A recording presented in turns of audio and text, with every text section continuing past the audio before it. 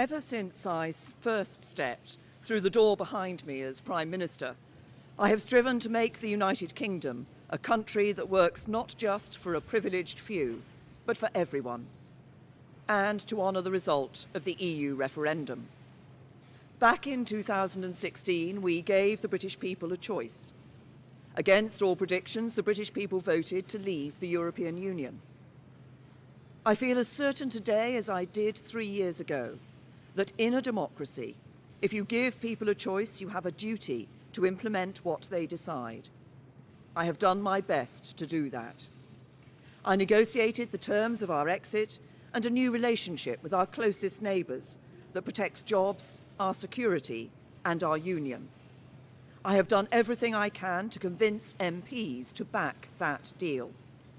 Sadly, I have not been able to do so.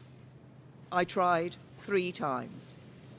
I believe it was right to persevere, even when the odds against success seemed high. But it is now clear to me that it is in the best interests of the country for a new Prime Minister to lead that effort. So I am today announcing that I will resign as leader of the Conservative and Unionist Party on Friday the 7th of June, so that a successor can be chosen. I've agreed with the party chairman and with the chairman of the 1922 committee that the process for electing a new leader should begin in the following week.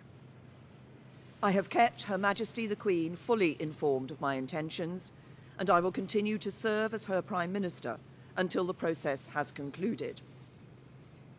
It is, and will always remain, a matter of deep regret to me that I have not been able to deliver Brexit. It will be for my successor to seek a way forward that honours the result of the referendum. To succeed, he or she will have to find consensus in Parliament where I have not. Such a consensus can only be reached if those on all sides of the debate are willing to compromise. For many years, the great humanitarian Sir Nicholas Winton, who saved the lives of hundreds of children by arranging their evacuation from Nazi-occupied Czechoslovakia through the Kinder transport, was my constituent in Maidenhead. At another time of political controversy, a few years before his death, he took me to one side at a local event and gave me a piece of advice. He said, "Never forget that compromise is not a dirty word. Life depends on compromise." He was right. As we strive to find the compromises we need in our politics, whether to deliver Brexit or to restore devolved government in Northern Ireland, we must remember what brought us here. Because the referendum was not just a call to leave the EU, but for profound change in our country. A call to make the United Kingdom a country that truly works for everyone. I'm proud of the progress we have made over the last 3 years. We have completed the work that David Cameron and George Osborne started. The deficit is almost eliminated. Our national debt is falling, and we are bringing an end to austerity.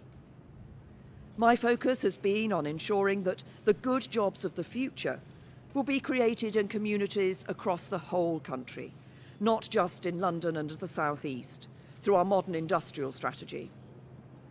We have helped more people than ever enjoy the security of a job. We are building more homes and helping first-time buyers onto the housing ladder, so young people can enjoy the opportunities their parents did. And we are protecting the environment, eliminating plastic waste, tackling climate change, and improving air quality. This is what a decent, moderate and patriotic Conservative government on the common ground of British politics can achieve, even as we tackle the biggest peacetime challenge any government has faced. I know that the Conservative Party can renew itself in the years ahead, that we can deliver Brexit and serve the British people with policies inspired by our values. Security, freedom and opportunity. Those values have guided me throughout my career. But the unique privilege of this office is to use this platform to give a voice to the voiceless, to fight the burning injustices that still scar our society. That is why I put proper funding for mental health at the heart of our NHS long-term plan. It's why I'm ending the postcode lottery for survivors of domestic abuse.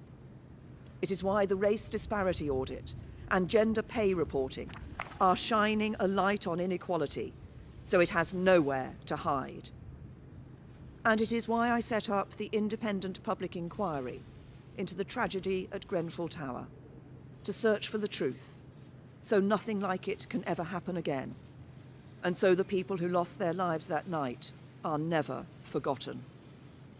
Because this country is a union, not just a family of 4 nations, but a union of people, all of us.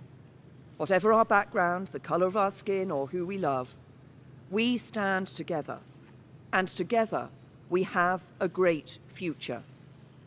Our politics may be under strain, but there is so much that is good about this country, so much to be proud of, so much to be optimistic about. I will shortly leave the job that it has been the honour of my life to hold. The second female Prime Minister, but certainly not the last. I do so with no ill will, but with enormous and enduring gratitude to have had the opportunity to serve the country I love.